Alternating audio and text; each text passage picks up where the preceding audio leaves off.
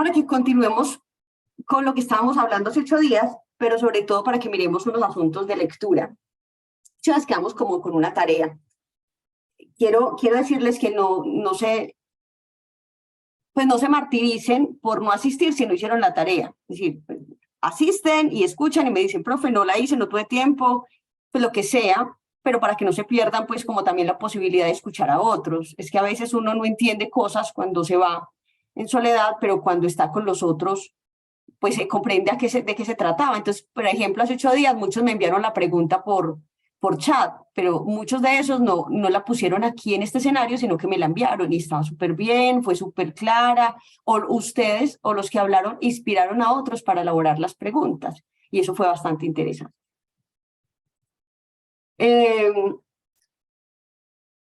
Muy bien, hace 8 días quedamos en que estábamos elaborando preguntas y que esas preguntas tenían como una serie de aspectos que eran relevantes a la hora de plantearse la pregunta. Pues uno tenía que hacerse como unas subpreguntas cuando planteaba una pregunta, ¿cierto? ¿Cuáles son los factores? ¿Será que hay varios factores? ¿Será que hay uno?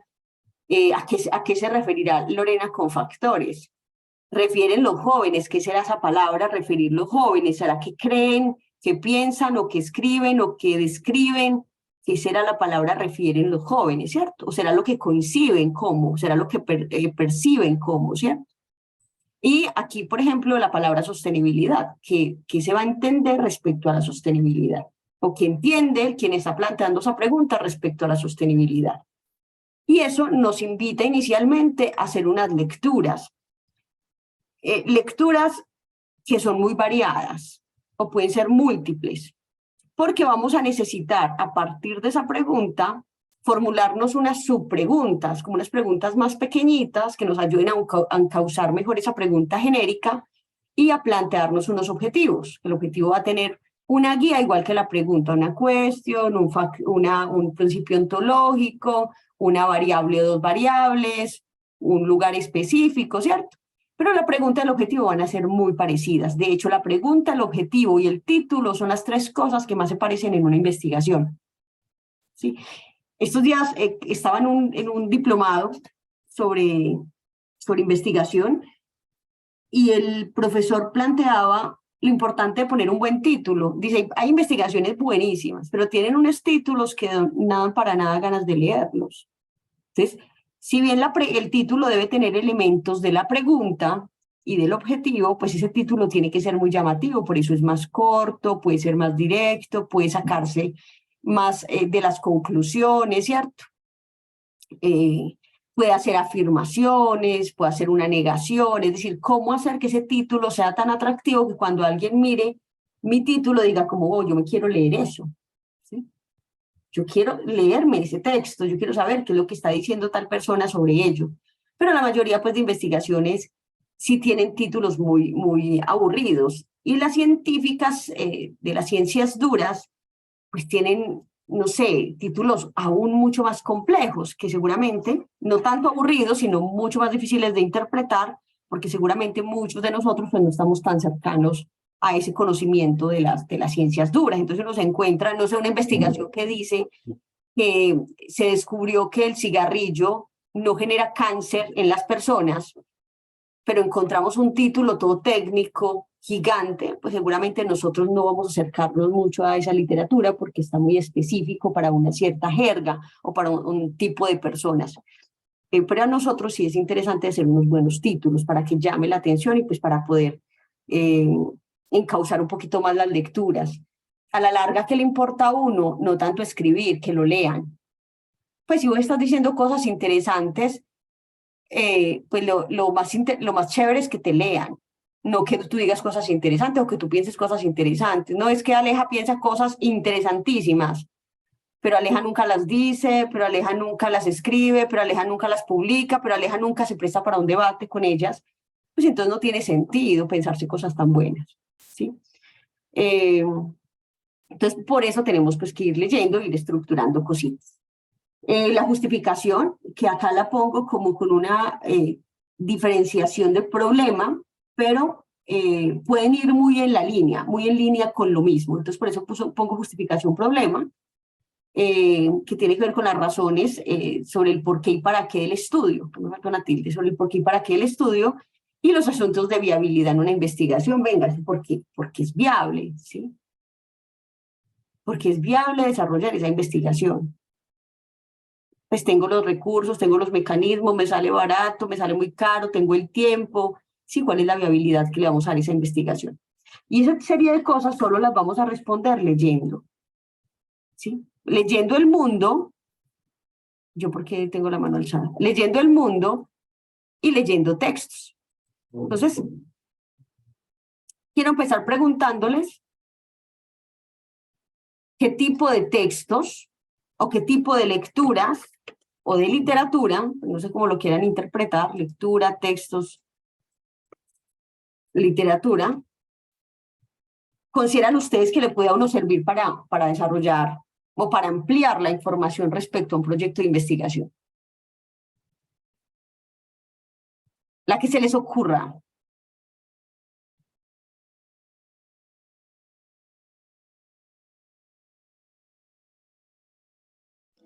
Profe, me repite, es que se me cortó. Ok, Isa, ¿qué tipo de lecturas o de literatura o de textos consideran ustedes que uno podría leer para ampliar información respecto al tema o a la idea que tiene de investigación? Tal vez repositorios. ¿Y en los repositorios que encuentras, Isa? Pues generalmente hay como artículos, Okay. tesis, también tienen como, sí, como otras investigaciones que tocan el tema. Ok, entonces acá me dijiste varios artículos de investigación, las tesis, que para Ujú. quienes no saben qué es una tesis, es la defensa que se hace en un proceso doctoral, es decir, uno no hace tesis hasta que no está en un doctorado, en pregrado y en posgrado, es decir, en una maestría, en una especialización, bueno, casi ninguna especialización en investigación. En un pregrado, en una maestría, uno lo que hace es trabajo de grado. Ustedes van a hacer trabajo de grado en CEIPA cuando estén a punto de graduarse, ¿cierto? Pues los que todavía están en ese, los que todavía van atrasito. Ahí me dijo tres. ¿Qué otra cosa, Sebas? Una revista científica. Revistas científicas. Están acá. Libros. Libros, perfecto. Foros de discusión del tema del que se esté buscando, el tema de interés. Excelente. Foros. ¿Dónde encontramos foros? Dani, tú que eres todo tecnológico. Hay muchos, por ejemplo, digamos, quieres de conocimiento así normal o común, puedes irte a foros como Reddit, que ahí también suelen publicar temas investigativos, temas informáticos, científicos o tecnológicos. Y pues también están, bueno, hay muchos, la mayoría son Reddit, otro que se llama creo que Hi-Fi o 5Fi, no recuerdo bien cómo es el nombre. ¿Cuál era el otro? Genial, genial, porque Idea. lo que me das es una idea porque uno puede publicar en un foro de estos que no sé cómo funciona, pero luego me explicas con detalle, puedo uno publicar, no sé, un tema que estemos trabajando, por ejemplo, tú que estás trabajando el asunto de la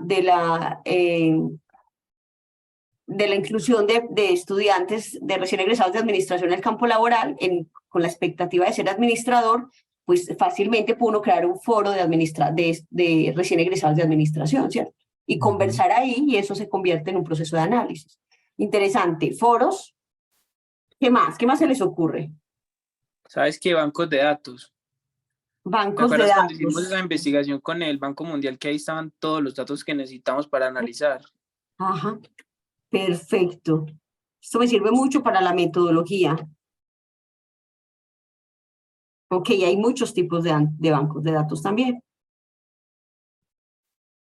Si estuviéramos haciendo una investigación sobre, no sé, sobre el desempleo en Colombia, ¿dónde más podríamos buscar información?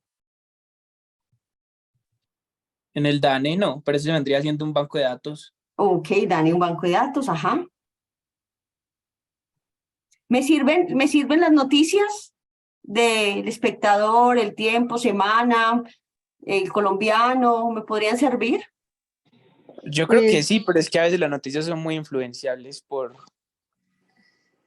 como Sí, es por que la Ujú. política. sí, eso es lo Pero que yo iba a decir, que algunas están como influenciadas o tienen como una posición específica sobre un tema. Entonces es complicado como tener una discusión objetiva cuando uno lee una revista, ¿no? En este caso, es, entonces, podemos considerarlo también los podcasts, que por lo general los sí, podcasts se suele ser un poco más sí, ese es más, enfocado. más audio, o no sé si traen ya texto, Sí. pero sí sirve. Tal vez las que como hay unas como que investigaciones que hacen los ministerios, o sea, por ejemplo, Ujú. los ministerios sacan sus propios como investigaciones y análisis, entonces son más confiables, ¿no? De diversas entidades, porque puede también la ONU, pueden muchas organizaciones de diferentes. Sí.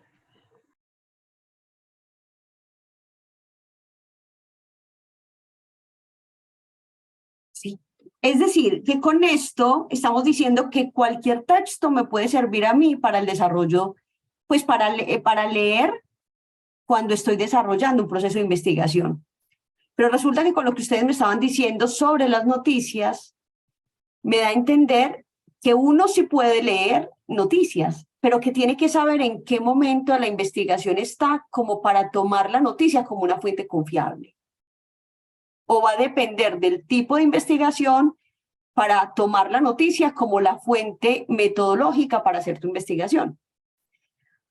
A ver, me explico. Dani, cuando empezó a explorar, se dio cuenta de que había, no sé, en Portafolio, en estos periódicos, en La República, en estos periódicos económicos o en esta prensa económica, aparecían muchos datos respecto al desempleo en jóvenes, a los programas universitarios y no sé qué.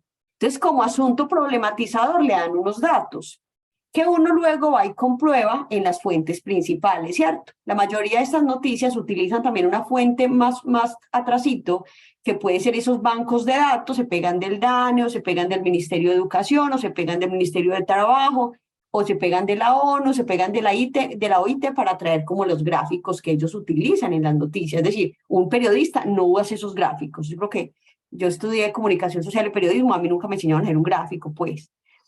Es decir, uno no los hace, uno va y arma la noticia con base en los informes o en los boletines que sacan estas diferentes organizaciones. Y ahí saca la noticia. Entonces, eso le sirve para uno explorar, ¿cierto? Para uno problematizar o para uno dar cuenta de la importancia del proyecto que está desarrollando. Diferente cuando ya estamos en un proceso de crear teoría, de establecer como cuál es esa base teórica que va a resolver nuestro proyecto de investigación. Es decir, cuando yo ya estoy en ese punto teórico,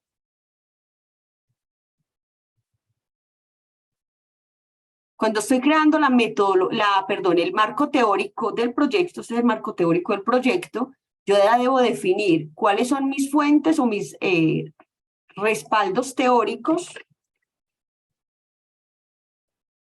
por los cuales yo voy a, o con los cuales yo voy a definir o voy a hablar sobre este tema que estoy trabajando. Y esos respaldos teóricos pues deben ser limitados. Mire que uno no utiliza toda la información disponible ni todos los autores existentes respecto a un tema que quiere desarrollar, sino que uno toma unos referentes, tal vez los más leídos, tal vez los más importantes, tal vez las vacas sagradas de tal tema, porque hay vacas sagradas, ¿cierto? Ya acá tengo un O el libro. que se acomoda con la hipótesis que uno necesita. Ese es el más importante. Excelente. O el que se acomode con la hipótesis para el caso de investigaciones cuantitativas.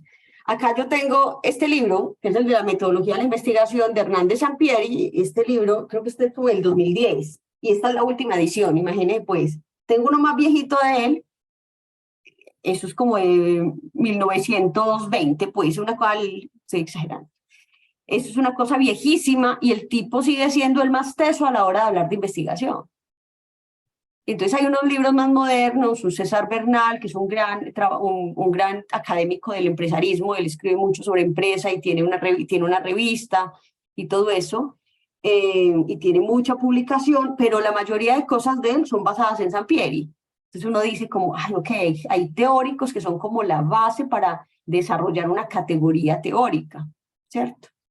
O hay teóricos que se acomodan más a esa hipótesis que yo estoy manejando. Si hay teóricos que respaldan eso, que yo considero y que yo creo que es la respuesta a este proceso, a este proyecto. Y esos teóricos me van a enmarcar ese cuadrito. Pero mira que ahí yo utilizo ya las noticias, porque yo no considero que en las noticias hayan teóricos.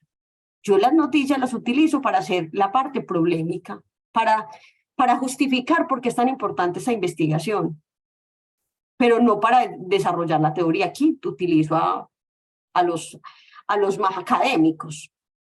¿Listo? Pero ¿de qué otra manera podría utilizar yo las noticias? Cuando mi objeto o mi trabajo tiene que ver con el análisis de noticias, ¿sí? Es decir, yo quiero analizar o quiero comprender, ¿sí? Quiero comprender cuáles son pongamos una noticia acá bien extraña. La demagogia que aparece, no sé, la demagogia que aparece en los principales diarios de la ciudad de Medellín. Entonces yo lo que hago es que la noticia se va a convertir en mi fuente principal, pero esta es una fuente para analizarla, no para que me encuadre el marco teórico, porque aquí en el marco teórico, pues yo tendría que ir a trabajar la palabra demagogia. No noticias. Noticias seguramente va a aparecer en este marco teórico. Debo dar una comprensión, debo estipular qué voy a entender como noticias y cuáles son las noticias que voy a analizar. Pero eso se me va a volver es una fuente para ser analizada. ¿Sí? Lo mismo puede pasar con los podcasts. Los podcasts puede que tengan información muy interesante respecto a unos invitados, pero no siempre. Pues quien hace un podcast es el más académico en el tema, puede ser más un asunto opinativo. Sí, entonces ahí tengo que tener cuidado si ese podcast lo va a utilizar como un respaldo teórico o es un asunto metodológico. ¿Listo? Hasta ahí vamos bien. Sí, Lore.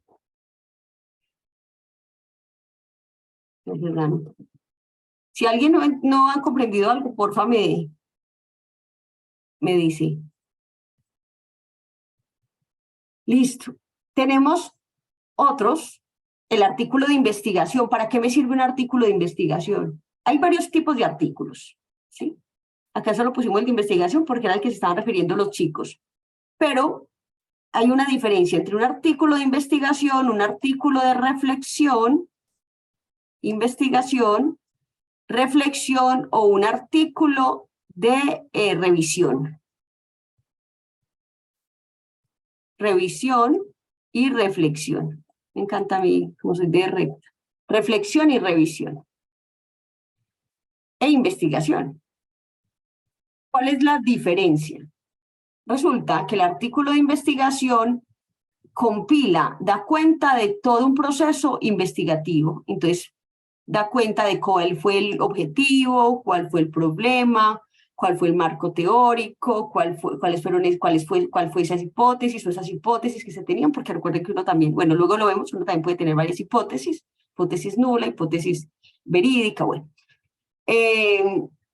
¿Cuál fue esa metodología que se utilizó y cuáles son las conclusiones a las que se llega a partir de ese artículo? Es un artículo de investigación, es como el más juiciosito, da cuenta de una investigación.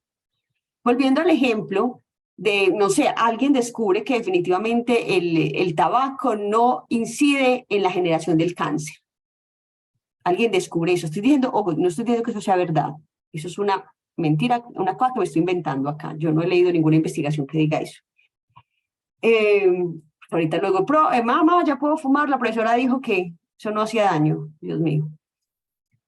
Esos artículos de investigación pues son muy juiciosos en todo el método, porque los revisores, las personas que les dan como el chulito para que sean publicados, son expertos en esos temas, expertos metodológicos, y de acuerdo al tipo de investigación, pues validan que el método sea perfecto. Pues que usted, científico, que estaba trabajando en los asuntos del tabaquismo, no es porque haya creído pues que porque su tío fumaba mucho y no se murió de cáncer, entonces ya es que eso no, la A no está relacionada con la B, no es porque ha hecho unas pruebas científicas durante no sé cuántos años, ha sometido una cantidad de pacientes a no sé cuántas pruebas, el método de exploración, y ha validado tantas hipótesis como sea posible y ha vinculado muchas variables, la edad, el peso, la alimentación, el lugar de procedencia. Mejor dicho, la persona que evalúa eso es aún más teso o aún más tesa para investigación. Y muy enfocado y con muchos saberes en el tema, porque imagínese pues uno que alguien diga que eso sí estaba correcto y que termine eso siendo que no. ¿Cuánto daño le hace eso a la sociedad? Listo. Esos son los más juiciositos, ¿cierto? Los más profundos. Luego viene el artículo de reflexión, que es el que escribe una persona cuando ya es domina mucho ciertos temas, ciertos tópicos. Entonces, no sé, al final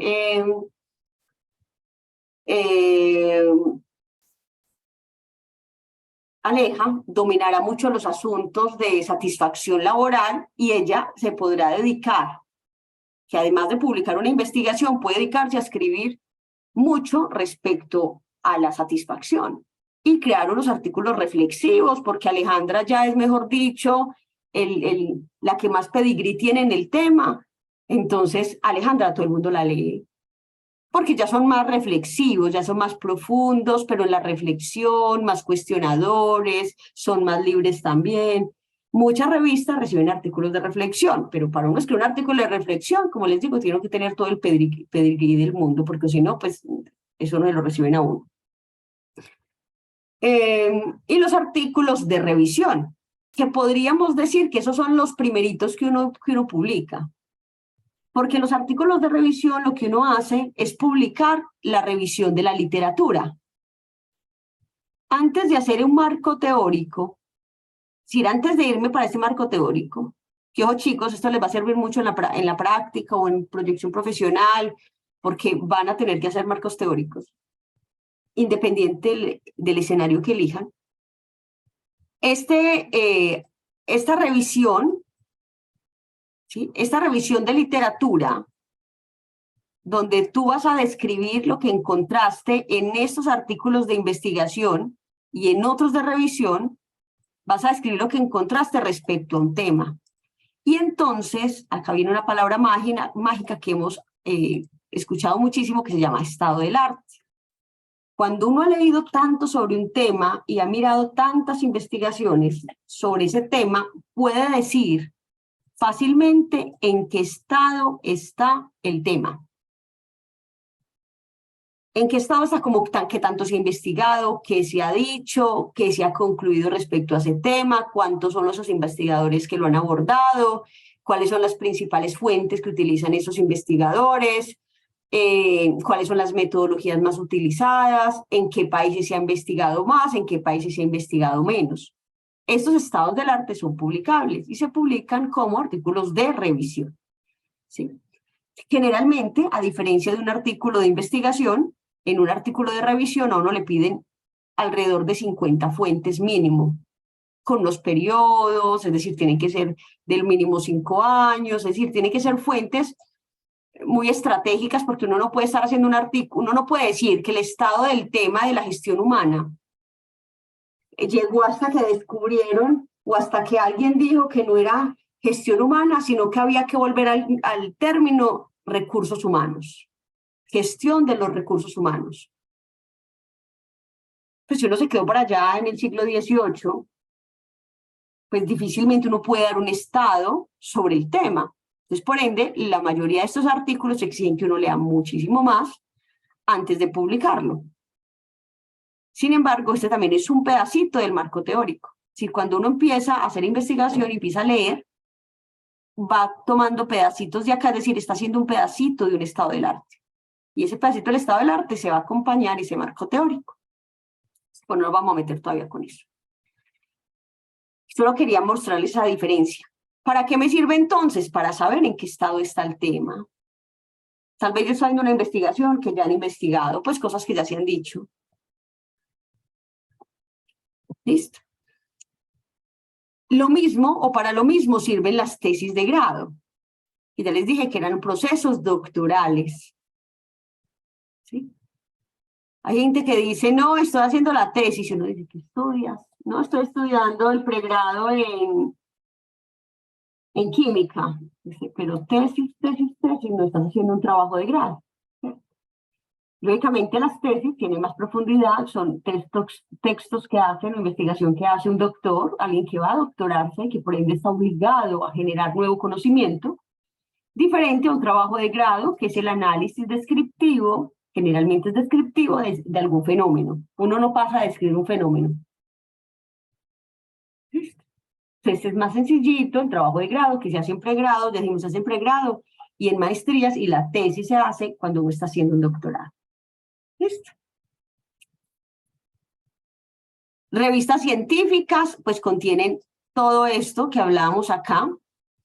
Cuando una tesis de doctorado es súper cool, súper buena, lo que pide una universidad es, venga, publiquemos esta tesis, saquemos un libro sobre esta tesis. Porque usted ya generó un nuevo conocimiento respecto a este tema. ¿Sí? Y entonces ahí empieza uno con sus primeros libros de investigación. Pero aquí está haciendo una propuesta. Pues si ya uno en doctorado, pues sabe escribir, yo creo. Pues si uno se gradúa de doctor, ya más o menos sabe escribir, ¿cierto? Ya tiene un conocimiento mucho más profundo sobre un tema. Los libros, súper importantes los libros. ¿Saben qué pasa con los libros hoy? Que muchas veces nosotros tenemos libros, pero son libros que no están revisados. Y les voy a decir una cosa muy cruel. Cualquier peludo en este momento de la vida puede sacar un libro. Es que eso es muy fácil. Usted manda eso a imprimir y saca un libro y va y lo vende en los buses. O lo regala, o lo pone en las bibliotecas y le pone un título así bien novedoso. Y ya, se puede mover. Pero resulta que los libros, dentro de su carátula, dentro de sus páginas iniciales, tienen como una serie de información. Y esa información dice si ese libro ha sido revisado o no por pares. Entonces, por ejemplo, tiene quien lo edita. Yo nunca me he fijado en eso, Lore, ¿dónde dice? En ¿Tienes la alguno parte, por ahí? sí, en la parte de la, ¿cómo se llama eso? Contraportada. Tengo muchos. A ver, uno que esté validado, que sea investigación. Entonces dice si el libro fue revisado por académicos. Si fue revisado. Y de acuerdo con ello, pues el libro es de buena calidad o de mala calidad. Imagínense en eso. A ver, espere, o sea, si dice que está revisado por pares y los pares dicen pues en esa contraportada si es bueno o malo. No la contra, no. Si no tiene, O sea, si es malo no sale. Es decir, para que le den una categoría al libro académicamente, el libro tiene que haber tenido una revisión de pares. Es decir, gente experta que se sentó, leyó y miró que esto que estaba diciendo aquí tuviese toda la validez científica. ¿Sí? Porque si no, el libro sale con otro ICBN, pues no sale con un ICBN, sino que sale como un libro de divulgación. Una cosa es tener un libro científico, otra cosa es tener un libro de divulgación. Como de, yo escribí este libro que se llama Metodología de la Investigación y me como muy bonito, entonces yo lo voy a publicar. ¿Sí? Entonces aquí, por ejemplo, un sello que da categoría a este libro es que este sello es de la Pearson. ¿Y la Pearson a quién le publica? La Pearson, para publicar, tiene una serie de editores, de expertos revisando que esta información sea súper importante, o si no, pues no les interesa. Y por ende hacen revisar. Es lo mismo que una revista. Una debe tener pares. Debe tener varios por ahí con revisión de pares de investigación y otros también que no tienen revisión de pares de investigación. Pues otros que están simplemente con un libro de divulgación, alguien muy teso lo escribió y ya. Y ya dijo que ya este libro estaba súper bien.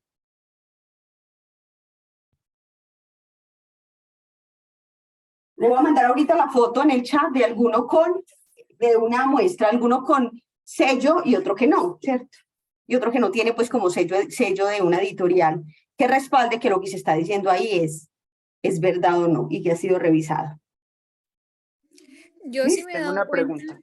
Dale. en esos sellitos, Ujú. pero en uno que yo tengo que es de poemas, entonces son del inglés, entonces hay como un sellito que fue revisado que las traducciones estuviesen correctos, y como son poemas viejos, entonces como que sí, este es como que el más como fiel a su versión original o algo así. Entonces, bueno, de textos académicos no me he dado cuenta, pero sí Ujú. en literatura, por ejemplo. Ujú. Sí, sí, ahí por ejemplo vale mucho el inglés, también las traducciones. Si mi texto es en inglés, también se debe pagar un experto temático y traductor en ese tema, pues que no sea aquí como la traductora la traductora del proceso judicial, sino que tiene que ser un experto en esa área y académico además. Pero les digo, escribir un libro, pues es fácil, pues uno echa carreta y lo escribe. Pero ahora que una editorial le diga, yo le doy mi sello, está revisado por pares, es un libro serio, es otro proceso. ¿Listo? Muchos libros, y yo conozco gente que escribe muy fácil libros y los manda a una revisión seria de pares y no pasan, pero igual lo publican, ya está escrito. Lo publican sin esos sellos y ya, sin esos respaldos editoriales. Eso es lo normal, ¿sí? Aquí también hay conflictos de intereses. También conozco y he sido partícipe de casos donde me dicen, Lore, necesito que me revises este libro, que seas mi par evaluador en este libro, vos manejas este tema, tenés esta hoja de vida, te mando este libro para que lo leas y me des el visto bueno. Entonces yo, por ejemplo, hay uno que lo rechacé y ahí actué muy mal. Lo rechacé y le dije, mira, yo siento que el libro no es bueno, pues no tiene metodología, el método falla, pero tú me dirás si es que necesitas que yo te ponga solo la firma o pues que realmente pues, vas a respetar mi criterio, ¿sí? Eso ya lo hice mal, no debería haberlo hecho, debería rechazado el texto para publicación y ya. Sí, sin embargo, el texto ya está publicado, por ahí anda. Sí, pero yo dije, yo no, pero pues no, mira, te entrego esto sin firma porque no sé tú qué esperas de mí, ¿sí? Pero a mí no me gustó pues el trabajo metodológico del libro, no creo que sea muy serio, me da pena. Y me da pena aparecer por allá que yo fui revisora de ese, pues que yo revisé ese libro. Me da como pena conmigo, pues porque como que ahí me faltaría mucho criterio académico para decir eso. Entonces es muy normal, eso pasa mucho. Entonces, a lo que voy es que los libros son muy buenos, los libros tienen información muy buena, pero habría que saber cuáles. Entonces, ¿cuál es mi recomendación cuando uno va a tomar un libro académico? Es que uno se fije en que el libro o el autor sea un autor validado por la ciencia. Entonces, hay sujetos, hay un tipo que yo conozco en la de Antioquia, Andrés Claus. O sea, todo lo que yo me leo a Andrés Claus, yo le doy todo el valor, porque el tipo es un teso en educación, es un tipo grandísimo a nivel educativo, el tipo sabe un montón, tiene Esa es doctorado, Lorena de allá. doctorado. ¿Ah? Es la Lorena de allá. Ojalá, por Dios, no, nada, ese tipo trabaja educación alemana, habla alemán, escribe en alemán, el tipo es un teso en educación. Pues el tipo todo lo que escribe, yo digo, wow, pues, o sea, yo soy súper maravillada, pues le doy todo le doy como toda la credibilidad a él. Sí, entonces uno va aprendiendo también a conocer como quién es el teso en el manejo de estos temas. Yo tengo mis reservas con Chavenato, siempre los he dicho, yo no puedo con Chavenato. Mi Chavenato no me parece un referente para hablar de gestión humana. Y muchos profes son enamorados de Chavenato, no conocen otro autor. Por Dios, hay autores por montones en gestión humana, pero por montones. Y buenos. En el occidente hay gente que se está pensando cosas muy interesantes, en el sur hay gente que está pensando muchas cosas interesantes, en Asia hay gente que está pensando cosas muy interesantes respecto a las personas dentro de las organizaciones, que no son Chavenato y tienen cosas más interesantes que decir, más aportes. Entonces, por ejemplo, yo no le doy el valor, como que lo veo en un texto y como que, tanta cita Chavenato como que ya me dio inseguridad, pues, como que va a leer una bobada, ¿sí? Si este es tu respaldo teórico, pues voy a leer una bobada, ¿cierto? Eso también es muy subjetivo. Ahí también aparece pues la subjetividad del investigador. Ahorita que Sebas decía como que las noticias eran muy parcializadas, yo decía, aparece la subjetividad y la subjetividad va a estar en casi todo. Las noticias, claro, son muy parcializadas porque responden a intereses muy políticos, pero también en los textos está uno muy subjetivo. ¿Sí? Siempre aparece la defensa de la subjetividad en ellos. Muy bien, los foros, me gusta mucho como asuntos metodológicos, ¿cierto? Foros, asuntos metodológicos, más como respaldos académicos. Los bancos de datos sirven para los dos, mucho respaldo teórico, mucho respaldo problemático y mucho respaldo metodológico. Son súper geniales y si hay bancos de datos sobre un tema que uno está desarrollando, hay que cogerlos, que es lo que hizo Daniel en este momento. Daniel partió de la cantidad de información y de la cantidad de datos de egresados por año que tiene en las bases de datos del Ministerio de Educación Nacional y sobre los datos de empleabilidad de esos egresados. Entonces, ahí hay un banco de datos que Daniel exploró para poder justificar y para poder construir su marco teórico y seguramente lo va a utilizar para concluir. ¿Sí? Entonces, los bancos de datos son muy, muy valiosos y la mayoría están en estas páginas pues académicas, no un banco de datos pues por allá de una encuesta que hizo cualquier peludo pues que uno ni siquiera conoce. ¿Sí? Porque pues la internet es muy buena, pero pues también tiene muchas cosas falsas. Podcast ya lo hablamos, mucho más para análisis que para respaldos teóricos, excepto que sea pues un texto que esté dando ahí, no sé, los podcasts de Diana Uribe, yo estoy trabajando un tema histórico, pues puede ser ahí ajustable o qué. Yo le conozco 2000 críticas a Diana Uribe, conozco gente que le da palo, que porque ella no sabe, a mí me parece que sabe por lo menos más que yo, eso ya me parece muy importante, pero hay gente que dice pues que ella como historiadora no es buena, no sé, de ese tema sí no conozco.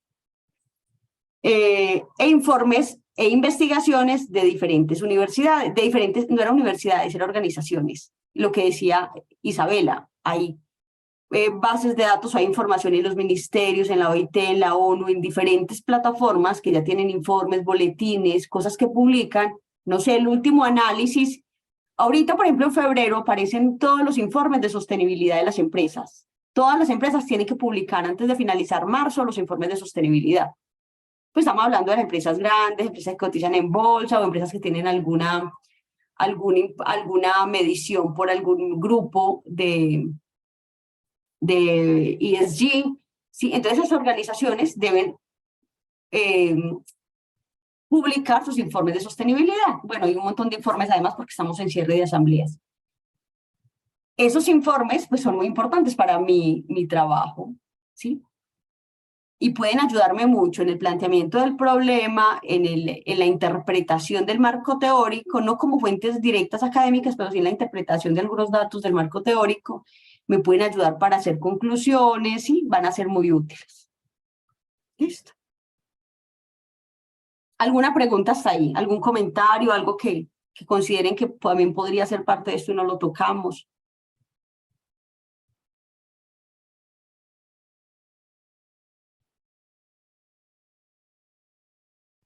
Nada, nada. ¿Todo súper claro? Pues a mí me gustaría decir, pero Java es como en la forma de buscar, que es muy importante. Pues como, sí, porque a veces uno busca de cierta forma y no le aparece la información que uno necesita. Entonces, pues sí, como saber eso, o sea, las palabras correctas, poner las cosas entre comillas, con un más, eso también es súper importante. Genial, súper Aleja. Sí, ¿cómo buscamos? Porque uno puede tener como claridad sobre qué es lo que necesita, pero encuéntrelo. Y dicen que no existe, que no hay nada que no exista en el mundo, sino que las cosas son mal buscadas. ¿Sí? Entonces, a veces a buscar en la literatura, pues también debemos aprender. También debemos aprender. Les voy a pasar el video que hicimos la vez pasada sobre cómo hacer búsquedas en Google, sobre todo que es como el más sencillo, pero los operadores booleanos funcionan para cualquier base de datos. ¿Listo? Sabes que nos faltó hablar, por ejemplo, la revisión oral. Acuérdate del proyecto que hiciste con los mineros. O sea, eso tanto como literatura que tú fueras a encontrar escrita, no. Tú encontraste fue en un relato oral de los propios mineros. La que lo escribió ahí fuiste tú. Ajá, perfecto. ¿Sabes por qué no lo toqué, Sebas? Porque esto va a ir mucho como en la metodología. Cuando yo ya vaya a recopilar la información, por ejemplo acá, vamos hacia este lado. ¿sí? Tenemos esta investigación que vamos a hacer nosotros. ¿Cuáles son los factores que refieren los jóvenes universitarios de la institución universitaria? Miren, yo como estoy escribiendo de bien. ¿Cuáles son los factores que refieren los jóvenes de la institución universitaria CEIPA respecto a la sostenibilidad empresarial? Nosotros vamos a hacer esto, ¿cierto? Entonces ya dijimos, vamos a ir a buscar en ese montón de datos que tenemos para problematizar, como para, yo llamo, cuando hablo de problematizar, como cárguese del problema, como busque más cosas que le ayuden a pensar que, mejor dicho, el mundo está mal y que hay que solucionarlo por ahí. Entonces vamos y buscamos toda esa información, tomamos noticas, hacemos pues como unas anotaciones interesantes que nos permitan a nosotros pues, como crear mayor contexto de esa investigación. Luego vamos a establecer el marco teórico. Acá estoy problematizando. Estoy escribiendo porque eso es tan importante, ¿sí? Estoy escribiendo porque eso es tan importante. Luego voy a venir a el marco teórico, ¿cierto? En esta problematizar lo importante, voy a problematizar que pensarse en la sostenibilidad es uno de los atributos que tienen los programas de formación de CEIPA y que los estudiantes observan desde el primer núcleo, los asuntos relacionados con los ODS y que, mejor dicho, los llevamos a que piensen de una manera muy sostenible siempre y que la universidad tiene muchos principios y propósitos en la sostenibilidad y no sé qué, no sé qué, no sé qué, y no sé qué. Sin embargo, que no conocemos cuál es la interpretación que refieren los jóvenes o que tienen los jóvenes hoy sobre la sostenibilidad empresarial. Sí, ¿a qué hace referencia esta sostenibilidad empresarial? Y más aún, ¿cómo la podrían aplicar en sus organizaciones? Entonces aquí ya voy para el marco teórico. Ese marco teórico, la palabra fuerte es sostenibilidad empresarial. Esa es la palabra gigante que tiene este marco teórico. ¿Sí? Esta es la palabra que voy a desarrollar. Yo voy a decir qué es la sostenibilidad, cuáles son los tipos de sostenibilidad, que existen unos índices de sostenibilidad empresarial, eso para qué sirve, que en el mundo cómo funciona eso, teóricamente. Ahí acompaño de bases de datos, de fuentes, de referencias, de artículos, mejor dicho. Y ahí es donde utilizo a estas, yo las llamo vacas sagradas, a estas vacas sagradas de los temas, ¿cierto? Que en el tipa más tesa, pues en sostenibilidad empresarial. Está haciendo marco teórico. Y luego voy a pensar que ya tengo una situación que me genera inquietud, ya tengo un marco teórico que empieza con sostenibilidad, pero también habla de los factores de la sostenibilidad y no sé qué, no sé qué, no sé qué, porque eso me va a dar una hipótesis, pero luego necesito saber, entonces, qué piensan los chicos, ¿cierto? ¿Cómo comprenden ellos la sostenibilidad? Entonces ahí viene la parte metodológica. Y ahí, por ejemplo, yo puedo empezar a construir, yo puedo empezar a definir cuál va a ser mi forma de acercarme a estos chicos. Si lo voy a hacer a través de un foro, si lo voy a hacer a través de unas encuestas, si lo voy a hacer a través de entrevistas, si lo voy a hacer a través de, ¿qué más? De unos grupos focales. ¿Qué voy a hacer para poder sacarle la percepción que estos chicos tienen respecto a la sostenibilidad empresarial? Listo. Y cuando yo ya tengo esa información respecto a la metodología que voy a utilizar, pues yo ya voy a construir con esto como una serie de fragmentos que son los que yo voy a analizar para luego decir definitivamente los jóvenes universitarios de CEIPA refieren 5 factores de la sostenibilidad empresarial. Estos y estos. ¿Listo? Entonces, eso es más o menos lo que dice Sebas. Pero hay otro enfoque de lo que dice Sebastián. Y es que cuando yo estoy haciendo investigación cualitativa, que no es el caso de este ejemplo más o menos, cuando estoy haciendo investigación cualitativa, el marco teórico es lo último que yo hago. Yo empezaría creando el foro o creando las encuestas, que no me aplicaría encuestas, creando un foro o creando unos grupos focales para comprender a qué hace referencia la palabra sostenibilidad. Y entonces los pondría a trabajar por horas enteras o por días para que definieran la palabra sostenibilidad, para que encontraran relaciones con la sostenibilidad y para que luego ellos me dijeran, vea, existen 5 factores de la sostenibilidad. Y eso es lo que yo luego llevo al marco teórico. En la investigación cualitativa el proceso es al revés. ¿Sí? Porque como me interesa tanto la subjetividad es la que me da la teoría. No al contrario, como si ha pasado en la mayoría de investigaciones nuestras que son más cuanti. ¿Listo? O que tiene un estilo más cuanti, o que las hemos hecho basados en un estilo más cuanti. Y más por una cosa, porque nosotros, cuando estamos en un proyecto de investigación, cuando empezamos como en un proceso de formación en investigación, pues no tenemos las lecturas que tiene un doctor. Un doctor se debe leer un libro semanal. Un libro, chicos, semanal. Y uno en la universidad lo ponen a leer un artículo por semana y se quiere morir. No nos da el tiempo. En el doctorado se lee un libro por semana. Entonces, claro, el nivel de lectura de una persona para hacer este proceso es mucho más rápido y mucho más ágil que el nivel de lectura que tenemos nosotros a nivel universitario todavía. Todavía estamos chiquititos. Entonces, por ende, uno le dan primero como forma al marco teórico para llevar al estudiante a que lea más y luego para que pueda plantear cómo quiere hacer lo metodológico. Ya cuando entendió esto, ya como que, bueno, lo metodológico lo puedo atravesar por aquí. Listo. Dani.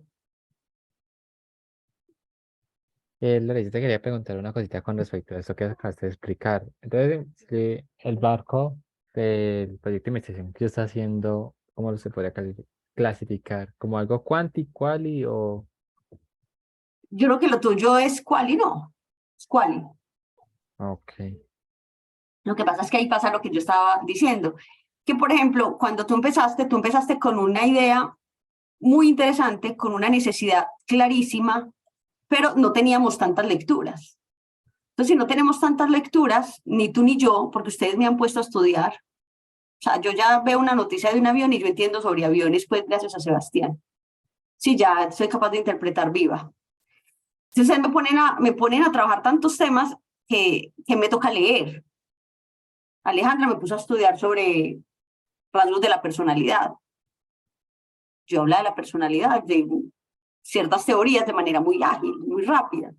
Pero Aleja me puso a leer sobre estilos de personalidad, o sobre tipos de personalidad y sobre su relación con X, con Y. Entonces me ponen a leer y que tiene que ver la cultura allí, un montón de vainas. Entonces, como no tenemos tantas lecturas, lo primero que yo sí hago es decirle como, venga, construyamos primero una base teórica para que luego interpretemos mejor este problema. Y eso, mira que nosotros estamos construyendo marco teórico y aún pulimos problema y ya estamos pensando en la metodología. ¿Sí? El tuyo es muy quali, creo que tu metodología va muy quali, de hecho, también. La de Aleja es muy quanti, pero muchísimo. Muy quanti. Ya estoy viendo el Power BI de Aleja ahí con unas figuras hermosas. Y el tuyo es muy quali. Listo. Gracias. ¿Hasta ahí alguna pregunta? Yo digo que este espacio no lo va a demorar muchísimo, pero es que el tiempo se me va como súper rápido. Antes de irnos, quiero preguntarles si leyeron algo y si me quieren contar algo de lo que leyeron. Sin embargo, si alguien tiene que irse, pues lo puede hacer. Pero si alguien quiere contarnos y los demás escuchar sobre si algo que leyeron respecto al tema que están investigando, me gustaría muchísimo escucharlos. Yo, por ejemplo, sí me gustaría compartir que últimamente, pues ya este año he estado viendo muchas situaciones con el tema de la contratación juvenil, ¿cierto? He visto que hay muchas iniciativas, que hay empresas que quieren empezar a optar una nueva perspectiva sobre la contratación juvenil, ¿cierto? Eso también influencia por el tema de las tendencias de redes sociales. Inclusive con esto que nos mandaste sobre la contratación juvenil, que es mediante una aplicación, que es como un Tinder, pero laboral. Ajá. Entonces eso también me pareció curioso. Fuera de eso también me puse a leer un poco sobre el perfil laboral que tiene la universidad, pues en CEIPA. Entonces también es como el enfoque que tenían antes, hace unos cuantos años, ahora está totalmente diferente, porque ahora también busca la adaptación según las tendencias sociales del siglo XXI. Y ahí creo que les mandé el link del borrador de la reforma laboral. No es la reforma laboral, porque recuerden que eso tiene un proceso de trabajo previo, pero a ti, por ejemplo, sí, así te podría importar muchísimo, porque ahí vienen varias propuestas que conectan un poco con lo que tú quieres, ¿cierto? sobre todo para que sepas, ¿sí? Porque en alguna exposición que estés haciendo te van a decir, ve, pero eso ya lo plantea la reforma laboral, ¿cierto? Entonces, para que como que lo tengas en el mapa. No significa que esa reforma se vaya a aplicar, de hecho creo que muchas cosas de ahí no se van a poder aplicar por diversidad de motivos, pero pues es importante que tú lo tengas en el radar. Y para los demás, que los que tienen empresa y están contratando, o los que son de gestión humana, es que sepan un poco cómo funciona. Y para los que son administradores, los que van a manejar administración, los que van a gerenciar una empresa, que son los representantes legales y por ende son los responsables de lo que pase con una organización, pues mire todo lo que los podría afectar o beneficiar, de acuerdo a lo como la vean, pues la reforma, ¿cierto? Pues a mí, venga, es que ya se acaban las horas extras a partir de las 6, es que ya debo pedir unos permisos si tengo una persona, es decir, los hombres se les va a ampliar se les ampliaría, no se les va a ampliar, se les ampliaría la licencia de paternidad, las mujeres pues tendrían estas características, una mujer embarazada pasaría a tener definitivamente una estabilidad laboral reforzada muy obligatoria, hoy es obligatorio, pero no se cumple porque hay unos vacíos ahí normativos, es decir, cómo trabajamos eso y cómo lo interpretamos. Entonces, es importante que empecemos, pues que nosotros sepamos, ¿cierto? Más como por conocimiento, que nosotros sepamos a qué nos referimos con esa serie de cosas. ¿Listo? Listo. Inclusive, de hecho, hablando ese pequeño tema de la reforma laboral, con el tema de la reducción de horas, lo estuve hablando con mi hermana.